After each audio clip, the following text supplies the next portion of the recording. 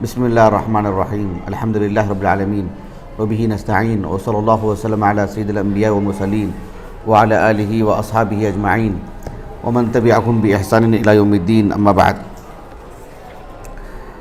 ہم جانتے ہیں کہ صحیح بخاری، صحیح مسلم، اللہ سبحانہ و تعالیٰ نے ان دو کتابوں کو جو قبولیت عطا فرمائی ہے اور اس کا جو علمی مقام ہے علم دنیا میں وہ بہت ہی بلند ہے۔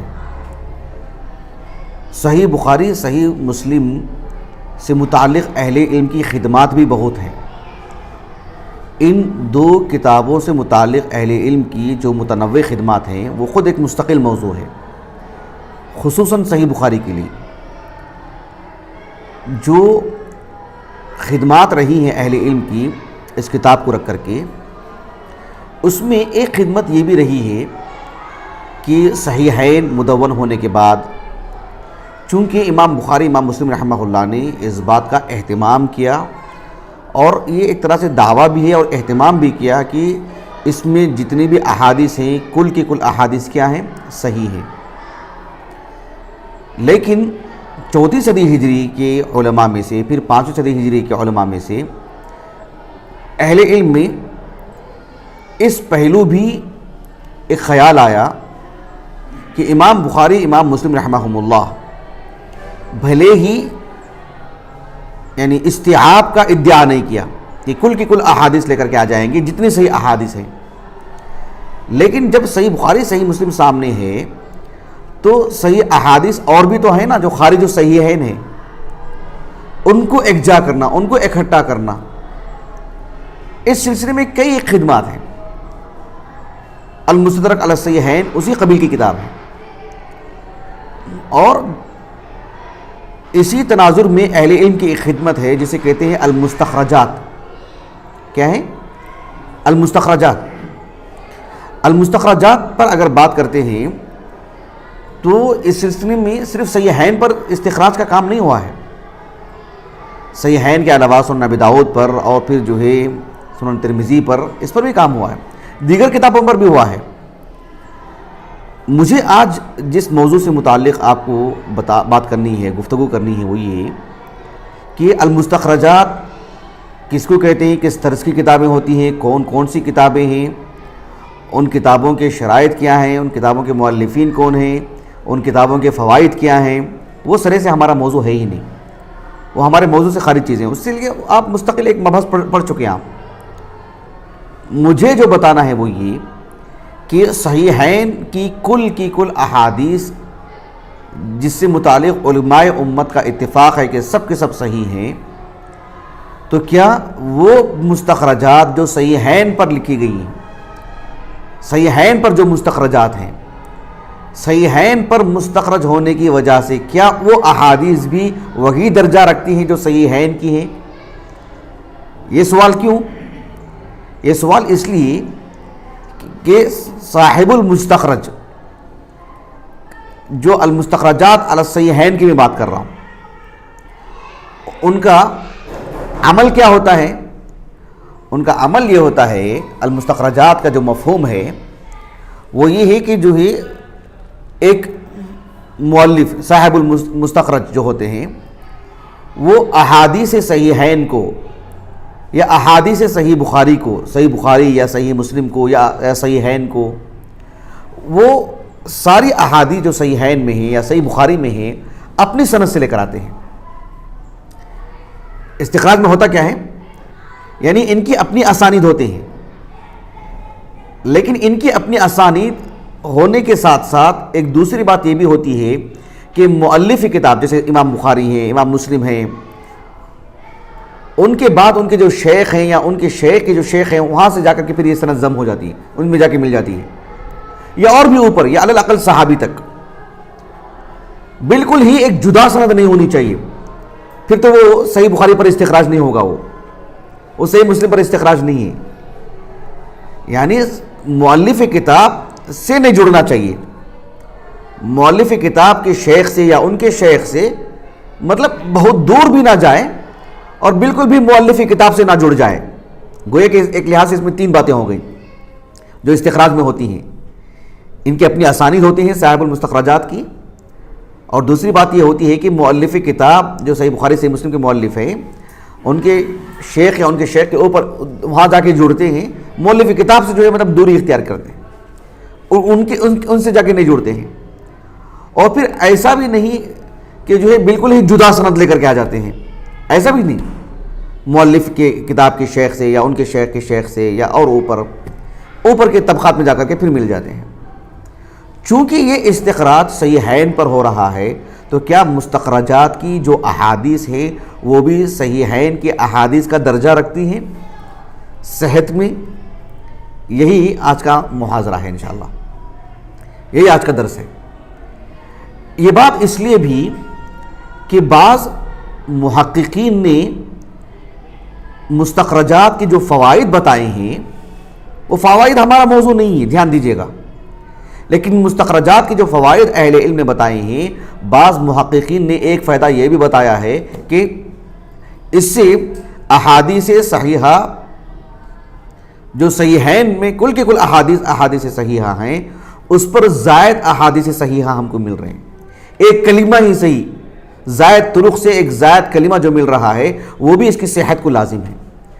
گویا کہ احادیث مستخرجات یہ بھی صحت پر مبنی ہے، چونکہ یہ اس کا جو استخراج ہوا ہے وہ صحیحین پر ہوا ہے، اس وجہ سے، اس قبیل سے، اس تناظر میں۔ تو محققین میں سے کچھ نے جو بات کہی ہے یہ بات جو ہے مدفوع ہے، یہ بات جو ہے قابل رد ہے، یہ درست بات نہیں ہے۔ اس سلسلے میں کچھ باتیں میں آپ کے سامنے ذکر کروں گا انشاءاللہ۔ سب سے پہلے الاستخراج کہتے کس کو ہیں، ایک تعریف اصطلاحی طور پر حافظ سخاوی رحمہ اللہ سے میں آپ کو بتاتا ہوں۔ حافظ عراقی رحمہ اللہ کی بیٹی میں لے کر کے نہیں آیا، جو شرح الالفیہ ہے، یہ دیکھو فتح المغیث اس کی جلد نمبر 1 ہے، جو میرے پاس کا نسخہ ہے 5 جلدوں والا، مکتبۃ دار المنہاج کا۔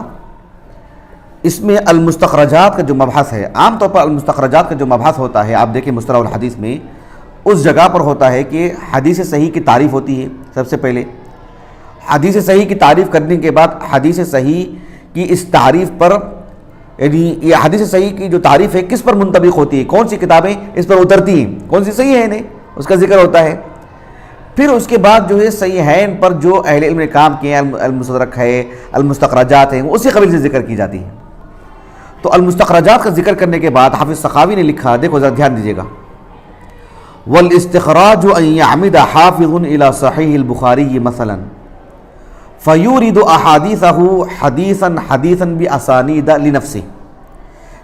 سمجھ رہے؟ الاستخراج کیا ہے؟ ان يعمد حافظ، یعنی کوئی بھی مؤلف، کوئی بھی عالم دین، کوئی محدث، الى صحیح البخاری مثلا فرض کر لو کہ صحیح بخاری پر ان کو استخراج کرنا ہے، تو کیا کرتے ہیں؟ فیورد احادیثہ حدیثا باسانید لنفسه، یعنی جتنی صحیح بخاری میں احادیث ہیں، سب سے پہلے حدیث عمر ہے، حدیث انما الاعمال بالنیات، اس حدیث کو لیتے ہیں، اس کے بعد والی حدیث لیتے ہیں، اس کے بعد والی حدیث لیتے ہیں، ہر حدیث کو وہ اپنی سند سے پیش کرتے ہیں، ہر حدیث کو۔ کوئی ایک آدھ حدیثیں ایسی ہوتی ہیں جہاں ان کو الگ سے مؤلف کی کتاب سے ہٹ کر کے سند نہیں ملتی، تو اس کو ترک کر دیتے ہیں، کیونکہ پھر وہ استخراج نہیں رہ جاتا ہے۔ تو ایک ایک حدیث ایسے لے کر آتے ہیں، غیر ملتزم فیہا ثقۃ الرواۃ، اس کو ہم بعد میں پڑھیں گے انشاءاللہ۔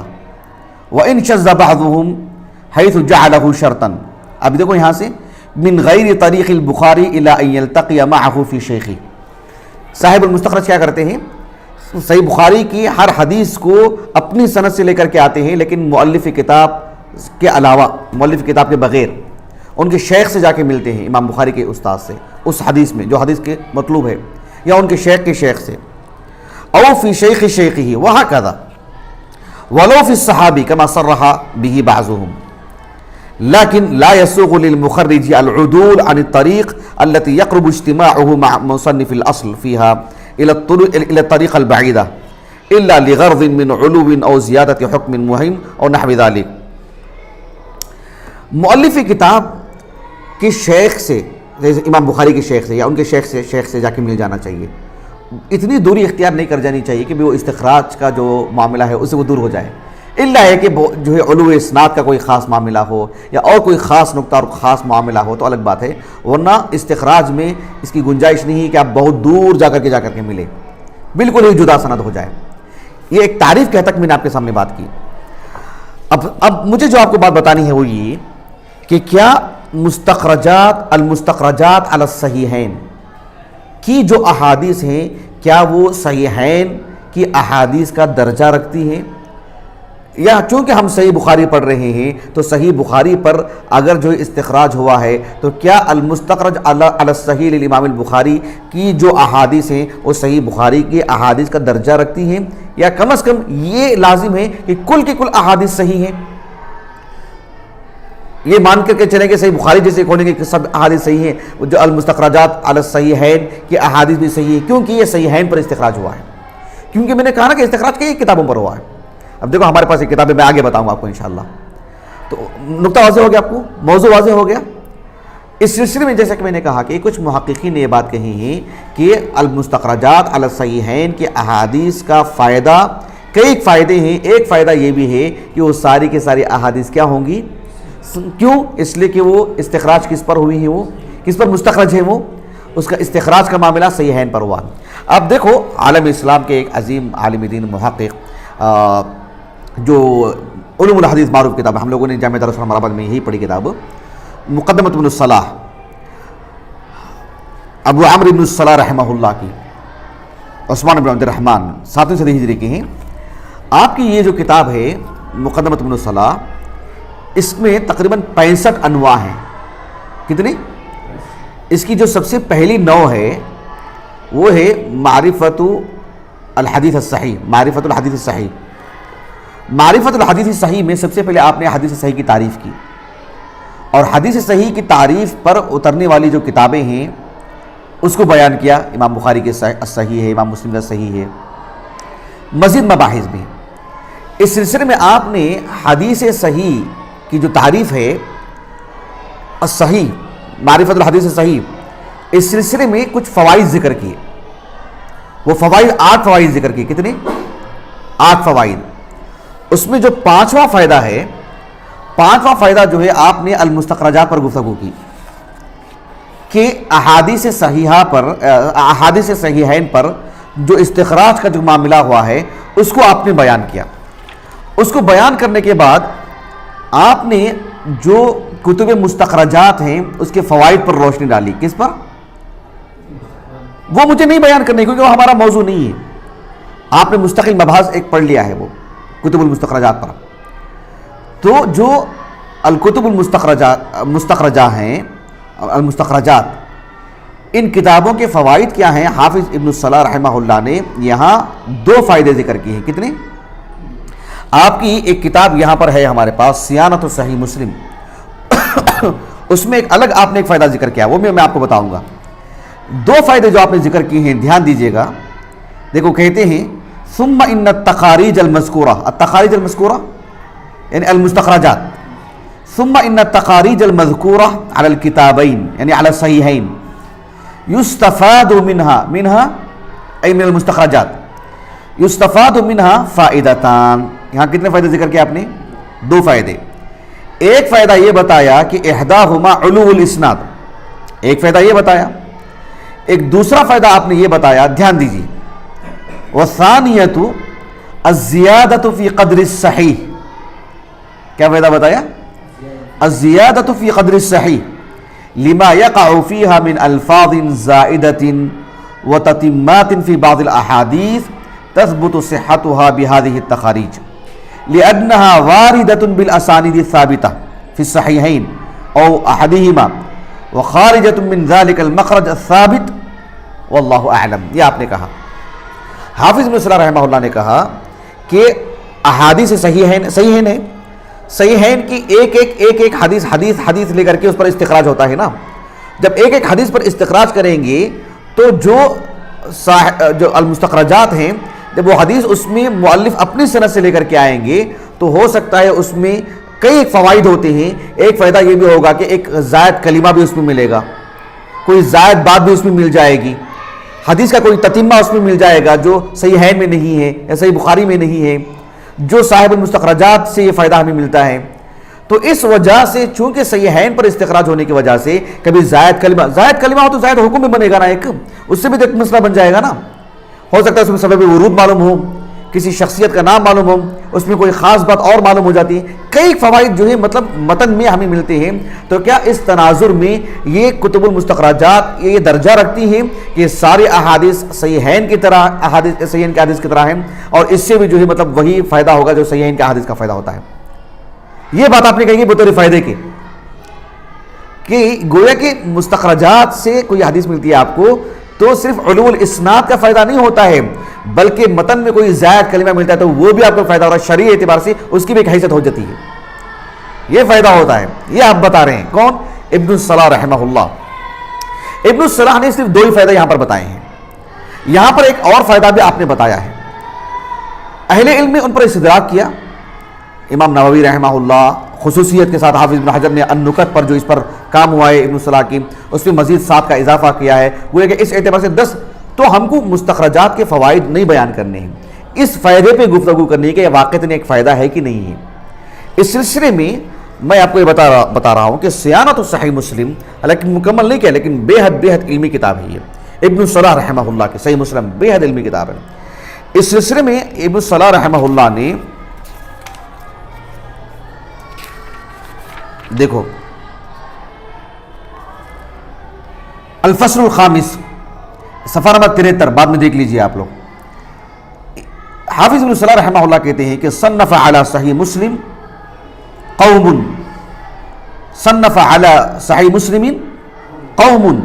قوم من الحفاظ تأخروا عن مسلم. امام مسلم رحمہ اللہ کے بعد کچھ اصحاب علم, کچھ حفاظ, کچھ محدثین نے صحیح مسلم پر کام کیا, استخراج کیا. یہ معنی صنف علی صحیح مسلم قوم من الحفاظ تأخروا عن مسلم وادرکوا الاسانید العالیہ. جو امام مسلم کے بعد آئے صحیح مسلم پر استخراج کیا انہوں نے. وفیہم من ادرک بعض شیوخ مسلم فخرجوا احادیثہ فی تصانیفہم تلک باسانیدہم تلک فالتحقت به فی ان لها سمۃ الصحیح وان لم تلتحق به فی خصائصہ جمعہ. اس آپ کی اس عبارت سے یہ بات معلوم ہوتی ہے کہ صحیح مسلم پر جو استخراج ہوا ہے تو جو صحیح مسلم کی جو مطلب جو مقام ہے, اس کی جو حیثیت ہے, وہ حیثیت اس کو جو ہے ملتی ہے. یہ اور بات ہے کہ اس کی کل خوبیاں, کل چیزیں اس کے اندر آنا ضروری نہیں ہے. یعنی ہو بہو وہی لفظ ہو متن میں, سند میں, اور جو ہے سند میں جو بات ہوتی ہے کبھی عنعنہ ہوتا ہے اور کبھی جو ہے حدثنا اور اخبرنا والی بات ہوتی ہے, یا جو کوئی بھی کسی طرح کا معاملہ ہو بہو سند متن میں وہی بات ہونا ضروری نہیں ہے. اس کے بعد فوائد ذکر کیا آپ نے, کہا کہ وَيُسْتَفَادُ مِن مُخَرَّجَاتِهِمْ الْمَذْكُورَةِ عُلُوُّ الْإِسْنَادِ. ایک علو الاسناد کا فائدہ بتایا.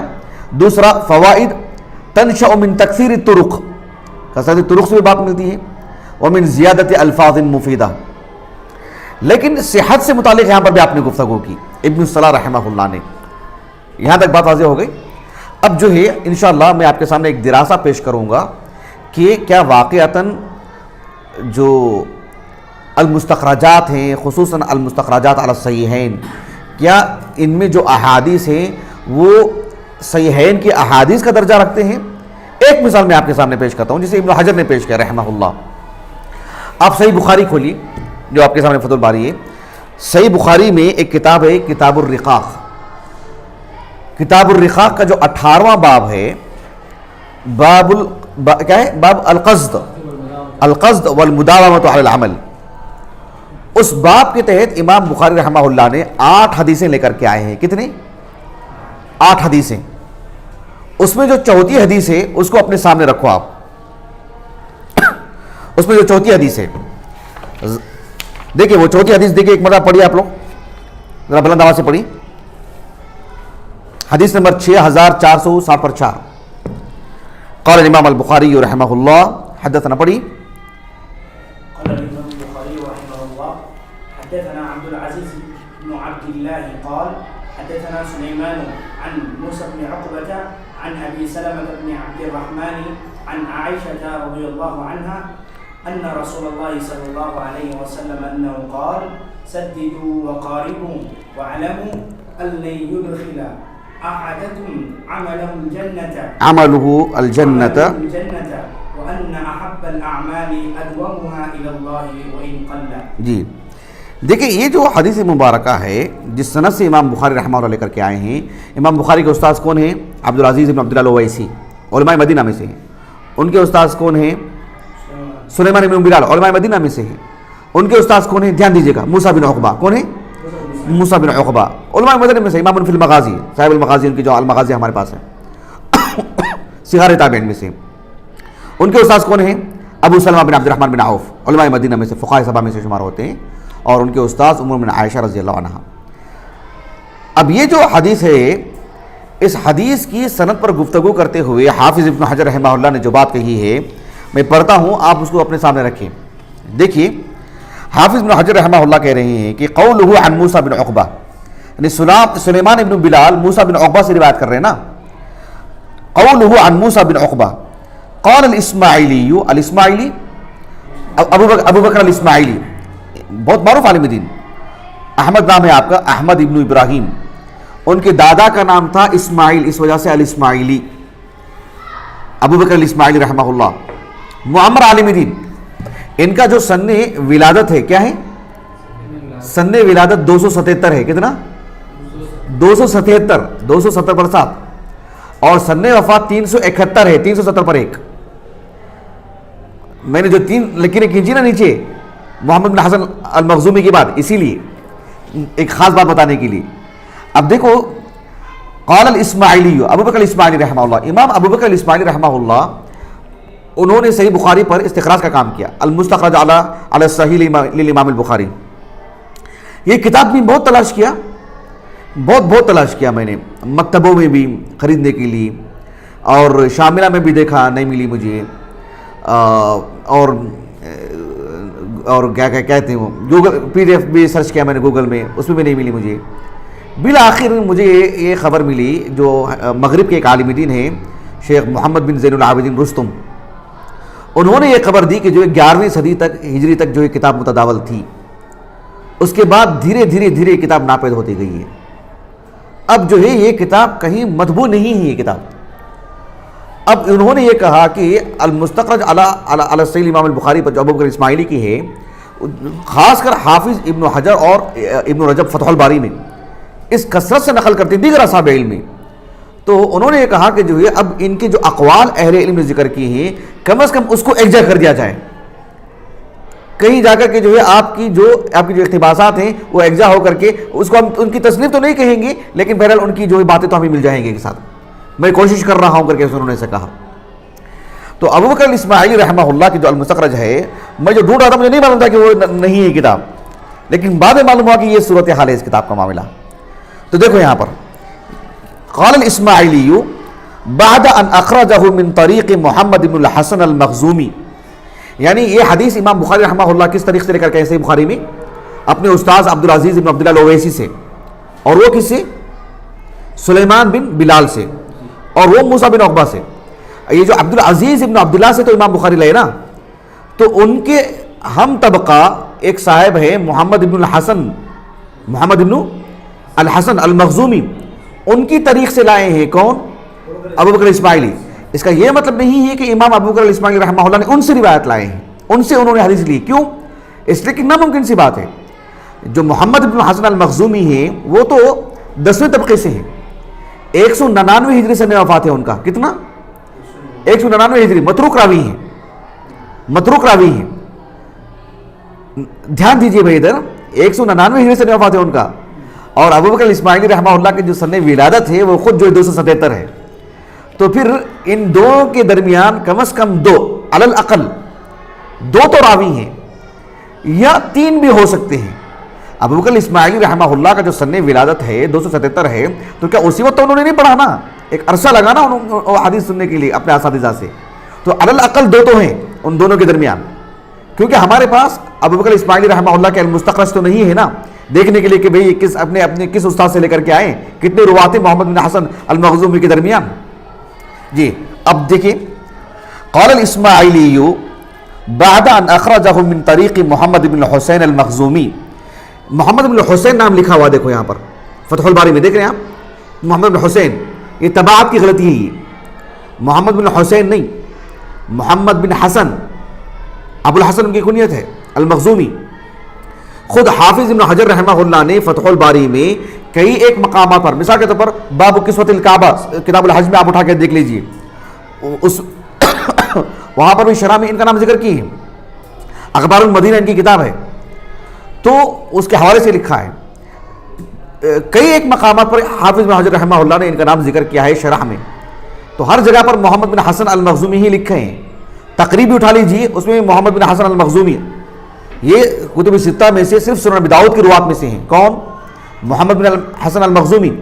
سنن ابی داؤد میں کتاب ہے کتاب الخراج والامارہ والفی، حدیث نمبر ہے 3065 کتاب الخراج، اتنا یاد ہے مجھے کہ کتاب الخراج میں حدیث ہے، اور شیخ البانی نے اس پر لکھا کہ ضعیف جدہ، انہی کی وجہ سے محمد بن حسن المخزومی۔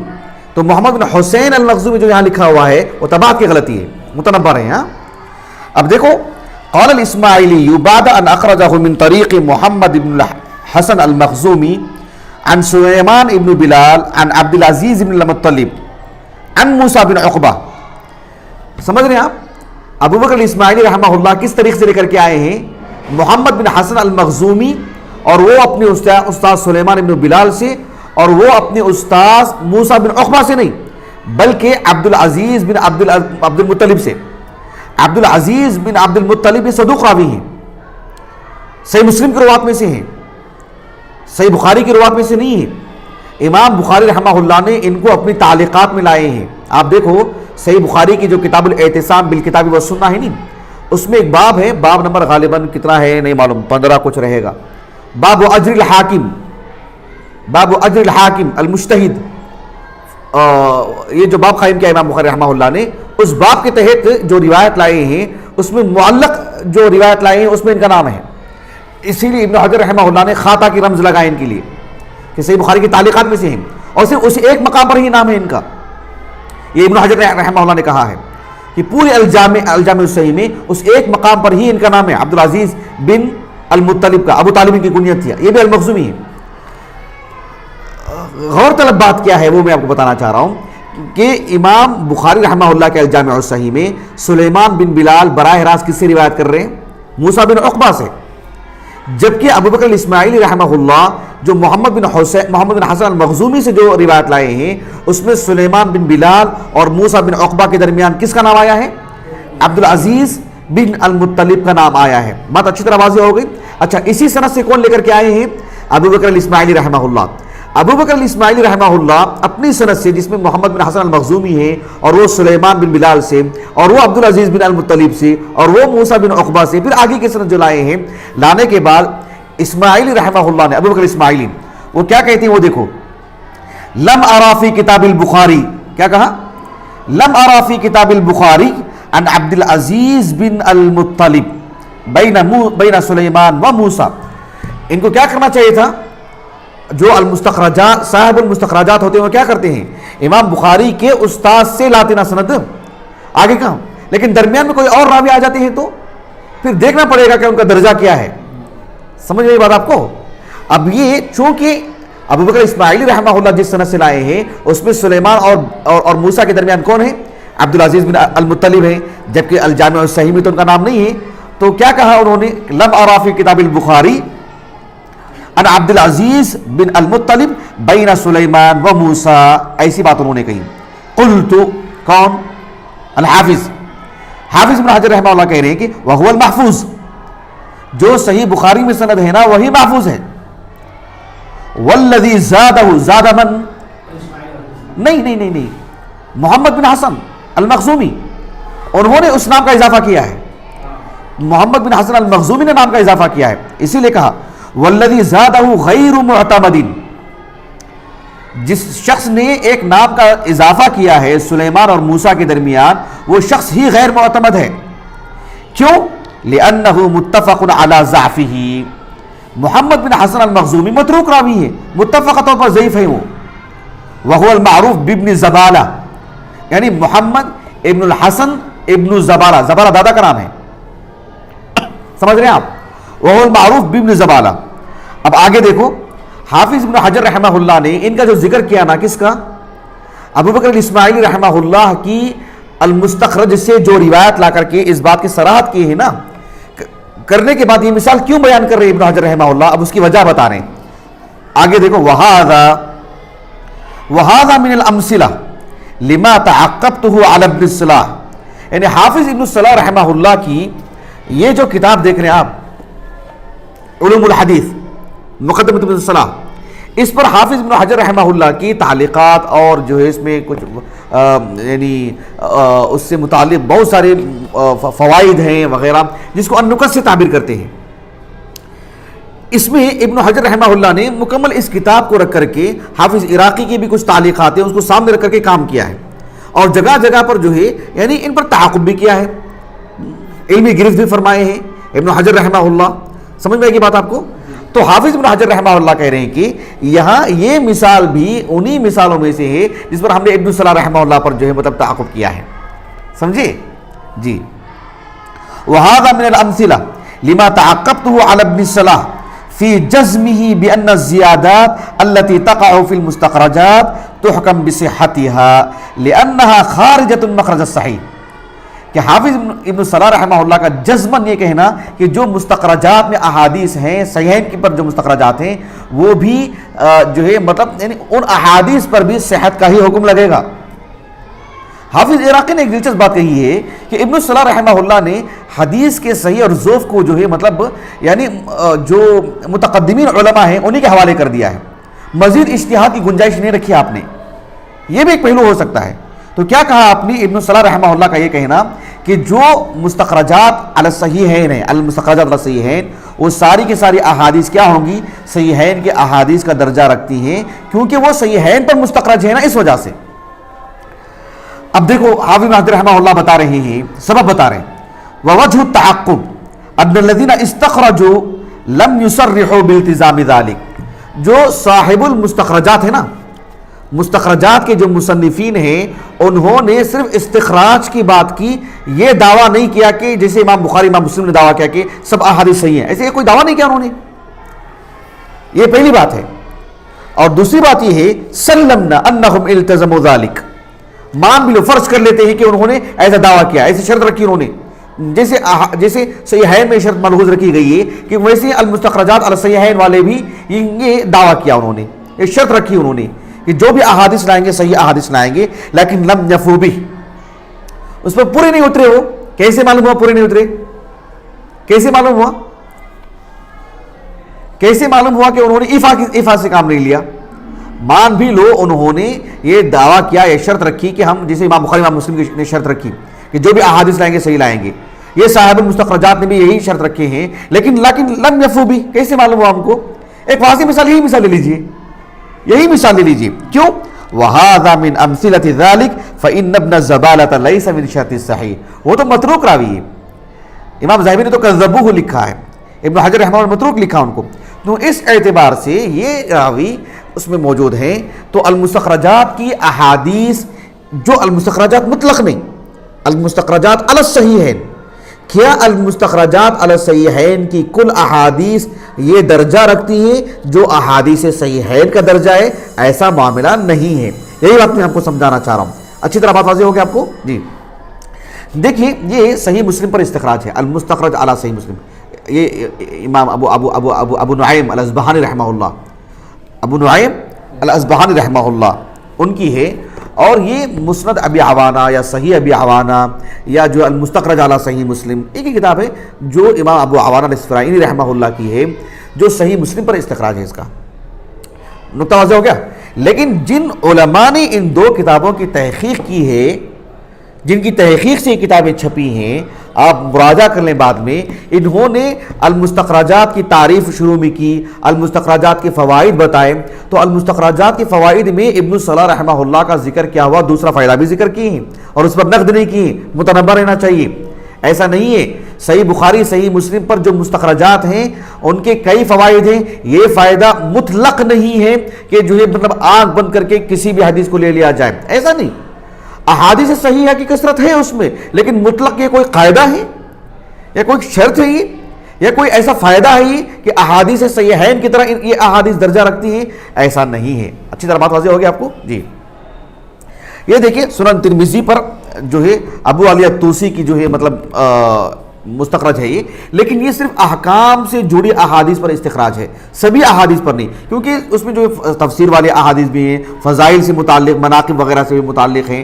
صرف اور صرف جو احکام سے جڑی جو احادیث ہیں ان پر انہوں نے جو ہے استخراج کا کام کیا، اور وہ بھی ساری احادیث، ساری کل احادیث احکام پر نہیں.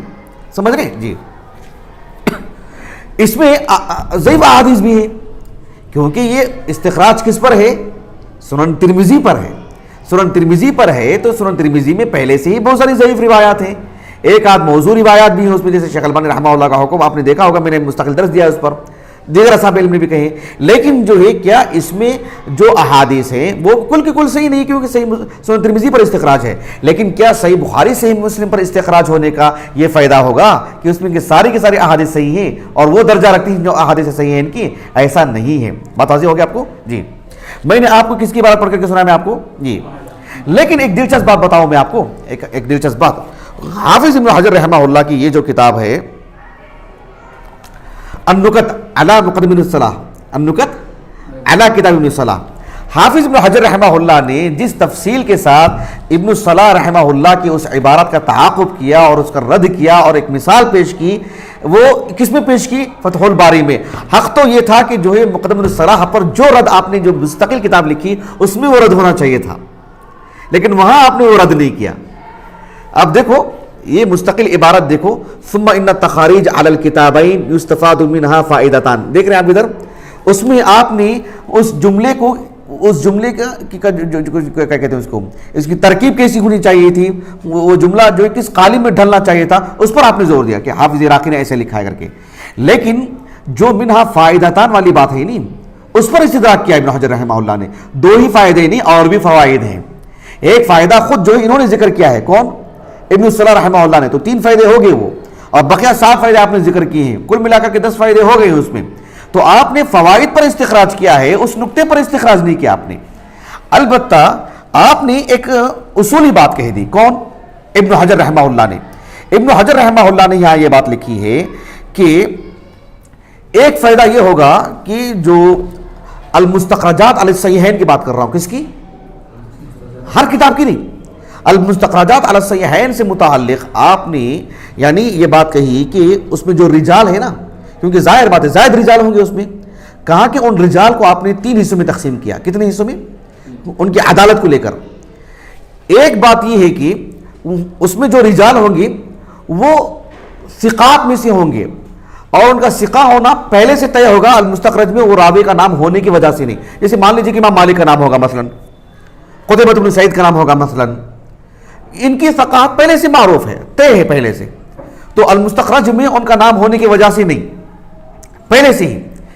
ایک رجال کی ایک قسم ایسی ہے، کہا کہ رجال کی ایک قسم ایسی ہے مستخرجات میں جو جن پر اہل علم کی طرف سے نقد ہے ان کے ذوف کو لے کر کے. ابن حجر رحمہ اللہ نے کہا کہ اگر کسی نے ان پر طعن کیا ہے، ان کے ثقہ ہونے پر گفتگو ہوئی ہے، ان کی تجریح ہوئی ہے، تو ایسی صورت میں ہم علمی دراسہ کریں گے. اگر واقعتاً وہ ضعیف راوی ہے تو پھر ضعیف ہے، نہیں ثقہ ہے تو پھر ثقہ ہے. دراسے کی ضرورت تو پیش آئی نا، صحیحین کی روایت کی طرح تو نہیں نا کہ اس میں پہلی بات یہی ہے کہ جو ہے وہ مطلب وہ ثقہ ہیں، وہ اس لائق ہے کہ ان سے روایت لی جائے. اگر ان کا ذوق بھی ہے تو ایسا ہے کہ انتقاء ہوا ہے ان سے. لیکن وہ مستخرجات کی جو روات ہیں، جو دوسرے درجے کے جو دوسری قسم کے جو روات ہیں، ان کے متعلق ابن حجر نے کہا کہ کچھ ایسی بھی روات ہیں اس میں جن کی ثقافت سے متعلق اہل علم کے ہاں اختلاف ہے، کوئی ان کی تجریح کرتے ہیں، کوئی ان کی تعدیل کرتے ہیں. ایسی صورت میں ہم دراسہ کریں گے، اگر واقعتاً وہ تجریح کے قابل ہے تو ٹھیک ہے، ان کی جرح کی جائے گی، انہیں ضعیف کہا جائے گا، نہیں تو پھر نہیں ایسے. لیکن ضرورت تو پیش ہے نا دراسے کی. اور کہا کہ تیسرے قسم کے وہ روات ہیں جن سے متعلق ہمیں ایسی کوئی بات نہیں ملتی ہے سرے سے کہ وہ جو ہے مطلب وہ ثقہ ہیں کہ وہ ضعیف ہیں، لیکن اس میں وجود ہونے کی ان کا جو وجود ہے، ہم یہ جو آگے بڑھیں گے کہ مستخرجات کے جو مصنفین ہیں جنہوں نے صحیحین پر استخراج کیا ہے، چونکہ صحیحین پر استخراج کرنے کی وجہ سے یقیناً ان کے پاس ایک معیار رہا ہوگا جس کی وجہ سے وہ ایک مستور راوی اس میں آنے کی وجہ سے موثوق ہو جاتا ہے. لیکن جن سے متعلق اہل علم کا کلام ہے تو کیا ہم اس کلام پر رد کریں گے جیسے صحیحین کے روات پر سے متعلق ہم دفاع کرتے ہیں؟ کہا کہ وہ معاملہ ان کے ساتھ نہیں روا رکھا جائے گا۔ یہ بات خود اس بات پر جو ہے واضح دلالت کرتی ہے کہ المستخرجات کے سبھی روات سے متعلق ایک ہی بات ہوگی، ایسا نہیں ہے۔ دیکھیں ایک جگہ پر ابن حجر رحمہ اللہ نے لکھا ہے، میں ان کی عبارت پڑھ کے سناتا ہوں، یہ آپ بعد میں نوٹ کر لیں۔ اس کا صفحہ نمبر ہے 60 پر 7۔ ابو بکر اسماعیلی رحمہ اللہ کی جو المستخرج علی الصحیح امام البخاری ہے نا، ابو بکر اسماعیلی رحمہ اللہ کی، اس سے متعلق کیا لکھا دیکھو ابن حجر نے، دھیان دیجیے۔ وَأَمَّا كِتَابُ الْإِسْمَاعِيلِ، دھیان دیجیے ادھر، وَأَمَّا كِتَابُ الْإِسْمَاعِيلِ فَلَيْسَ فِيهِ أَحَادِيثُ مُسْتَقِلَّةٌ زَائِدَةٌ، اس میں کوئی حدیث ایسی نہیں جو ایک زائد حدیث ہے، صحیحین سے ہٹ کر کے کوئی زائد حدیث ہے، ایسا نہیں ہے، اس میں زوائد کا معاملہ نہیں ہے۔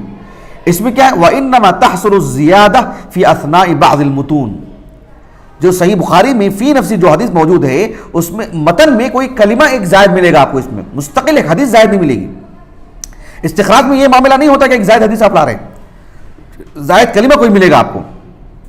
اب دیکھو، اب زائد کلمہ جب آپ کو ملتا ہے تو کیا آپ آنکھ بند کر کے لے لیں گے کیونکہ صحیحین پر اس کا استخراج ہوا ہے؟ کہا کہ نہیں۔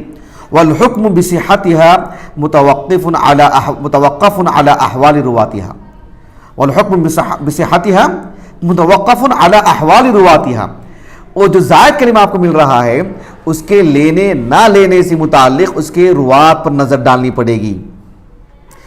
فرب حدیث اخرجہ البخاری من طریق بعض اصحاب الزہری عنہ مثلا فاستخرجہ الاسماعیلی وساقہ من طریق آخر من اصحاب الزہری، امام زہری رحمہ اللہ کے دو تلمیذ ہیں، ایک تلمیذ سے امام بخاری لے کر کے آئے، جیسے حشیم ہے، حشیم ابن بشیر، اگر وہ امام زہری سے روایت کرتے ہیں تو ایسی کوئی روایت آپ کو صحیحین میں نہیں ملے گی، ان کے دیگر تلامذہ میں سے ملے گی، ہوگا ایسا ہو سکتا ہے سفیان بن عیینہ سے لائے ہوں امام بخاری رحمہ اللہ اور یہ حشیم سے لائے ہوں، مثلا یہ بتانا چاہ رہے ہیں۔ فرب حدیث اخرجہ البخاری من طریق بعض اصحاب الزہری عنہ مثلا فاستخرجہ الاسماعیلی وساقہ من طریق آخر من اصحاب الزہری بزیادۃ فیہ وذلک الآخر، کیا ہوگا؟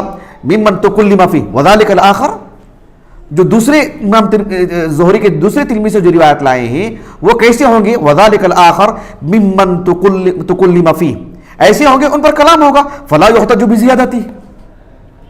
سمجھ میں آ گئی بات آپ کو؟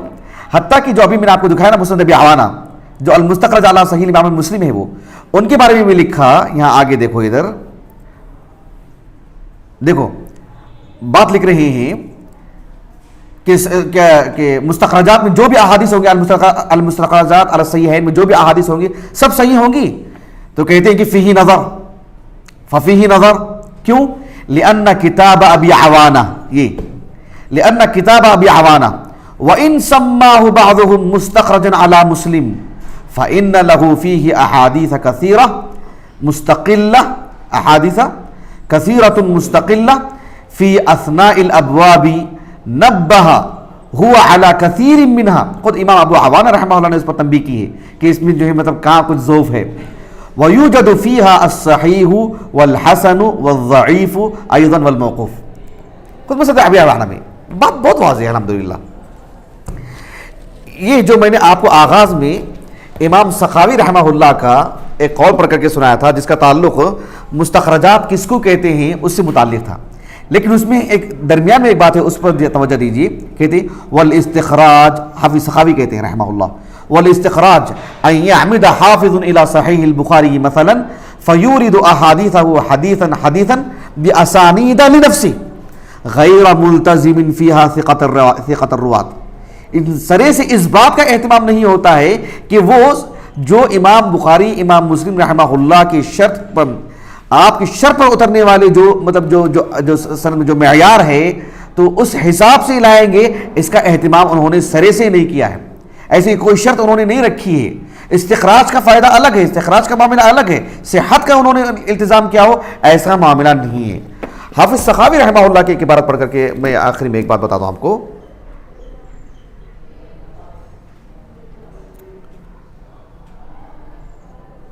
دیکھیے حافظ کس کی بات کہی میں نے؟ حافظ سیوطی تدریب الراوی سے، حافظ سیوطی رحمہ اللہ نے بھی جو حافظ یہ کیا کہتے ہیں یعنی امام نووی رحمہ اللہ پر جو آپ نے کام کیا ہے کہ دیکھو وَلِلْكُتُبِ الْمُخَرَّجَةِ عَلَيْهَا فَائِدَتان، ایک فائدہ یہ کہ علو الاسناد، امام نووی نے جو نقل کیا وہاں سے ابن صلاح سے. دوسرا فائدہ کیا ہے؟ زیادت الصحیح، فَإِنَّ تِلْكَ الزِّيَادَاتِ صَحِيحَةٌ لِكَوْنِهَا بِإِسْنَادِهِمَا، کیونکہ انہی کی آسانی سے جا کے ضم ہو جا رہے ہیں نا.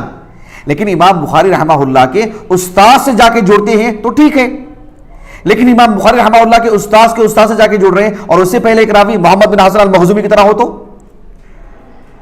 سمجھ رہے ہیں؟ مطلب ایک نظر ڈالنی پڑے گی نا، یہ چیز ہے. اب دیکھو کیا کہتے ہیں